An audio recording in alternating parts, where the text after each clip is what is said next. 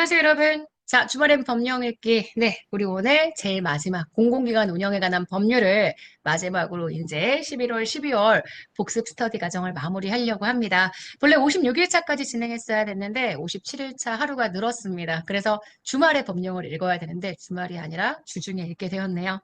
자, 공공기관 운영에 관한 법률은 사실 공공기관 지정고시 이제 기재부가 좀 있으면 발표를 하겠지만 그거 내용들을 보셔야 되고요. 이 법률 자체의 본 내용은 그렇게 많지는 않습니다. 근데 워낙 최근에 법률 관련된 문제들이 출제가 되니까 그걸 좀 확인해 보기 위한 차원에서 문제를 본다. 이렇게 생각하시면 될 것 같고요. 자, 공공기관 운영에 관한 법률 아시겠지만 법인형 공기업이라고 얘기를 하죠. 정부가 법인을 설립해서 공기업을 만들 때 이 공기업을 이론적으로는 본래 주식회사형과 민간 출자가 허용되는 그다음 공사형, 민간 출자가 불어되는 이런 형태로 구분하는 게 일반적인데 이거를 우리가 공공기관 운영에 관한 법률로 구분을 하죠.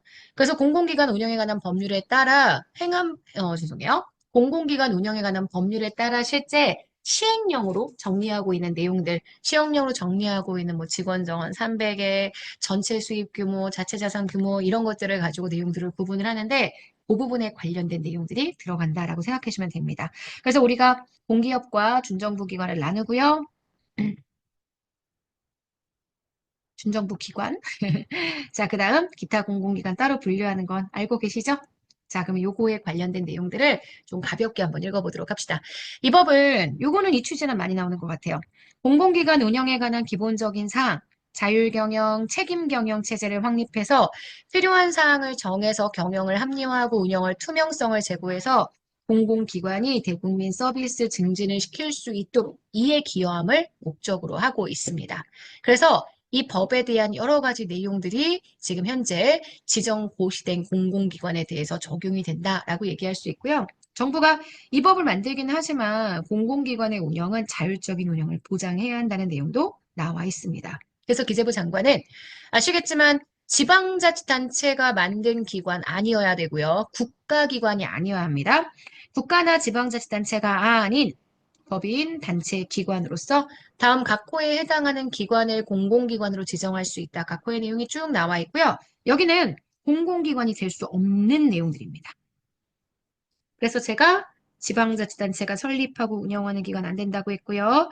그 다음 한국방송공사, 그 다음 교육방송공사도 안 된다고 얘기했던 거 혹시 기억하세요?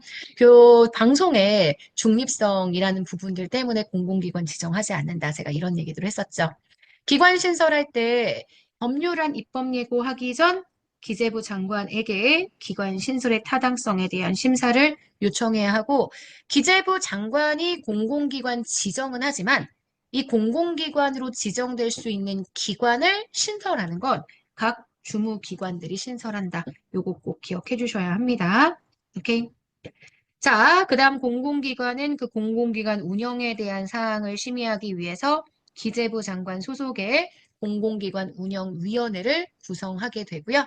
자, 그 다음 공기업의 장은 그러면 어떻게 임명하느냐? 공기업의 장은 임원추천위원회가 복수를 추천해서 운영위원회의 심의 의결을 거친 사람 중 주무기관의 장이 제청을 하면 대통령이 임명하는 형태를 띠게 되고요.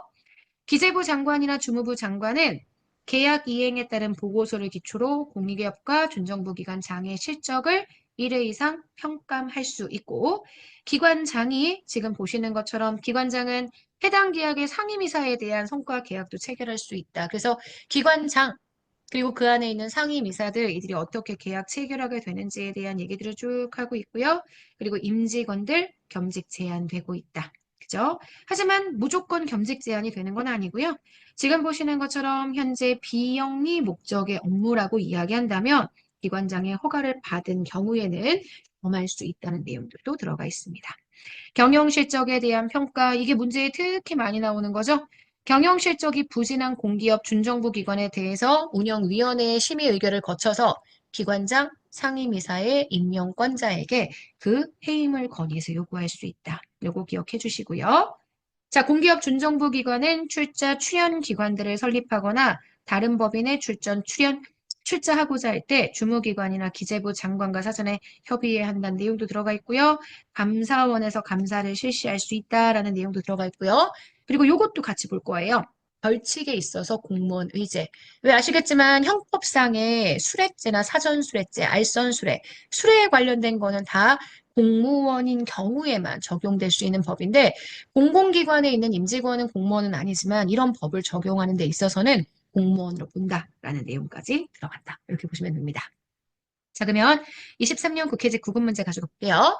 자, 우리나라 공공기관에 대한 설명으로 옳지 않은 것, 공공기관은 정치적 이념에 따라 설립이 되기도 합니다. 자, 기재부 장관은 기금을 관리하는 공공기관 중에서 이거는 많이 외우셨죠? 자체 수입액이 총 수입액의 100분의 85 이상인 기관을 공기업으로 지정합니다. 기금을 관리하는 공공기관이라고 해서 모두 기금관리형의 준정부 기관이 아니고요. 자체 수입액이 총 수입의 100분의 85라고 이야기한다면 이거는 공기업의 지정 조건이 되거든요. 그래서 이 경우는 공기업 지정이 된다. 이것도 기억해 주시고요. 지방공단은 지방직영기업에 속하지 않습니다. 지방직영기업은 지방정부 법인이죠. 그래서 지방정부의 공기업 중에 하나지만 공사공단과는 다릅니다. 그래서 지방공기업은 지방직영기업이 있고요. 그 다음 공사가 있고요. 그 다음 공단이 있습니다. 공공기관의 임직원은 좀 전에 봤죠. 형법의 수뢰나 사전수뢰죄, 알선수뢰죄 등의 규정을 적용할 때에는 공무원으로 보고요. 공기업의 경영평 실적 평가, 경영실적이 부진한 공기업의 기관장 상임이사다. 임명권자가 해임할 수 있다. 아까 이야기했던 부분입니다. 자, 문제에서 옳지 않은 걸 고르라고 얘기했고요. 정답이 되는 건 3번입니다. 공공기관에 대한 거는 사실 법률 읽어보시는 것보다 수업 시간에 정리해드리는 내용들 위주로 판단하고 정리해 주시는 게 훨씬 유리할 것 같아요. 자, 여기까지 해서 우리는 11월, 12월 이 복수 스터디 과정 마무리하고요. 내일부터는 다시 주제별로 하나하나 정리해보는 그런 강의들 진행해보도록 하겠습니다. 여러분, 매일매일 쉬지 맙시다. 열심히 공부합시다. 자, 2025년 시험에 꼭 합격할 수 있도록 같이 다 최선을 해봐요. 자, 여러분, 오늘 하루 정말 여러분 거고요. 우리는 또 다음 컨텐츠 통해서 만나도록 하겠습니다. 여러분, 안녕.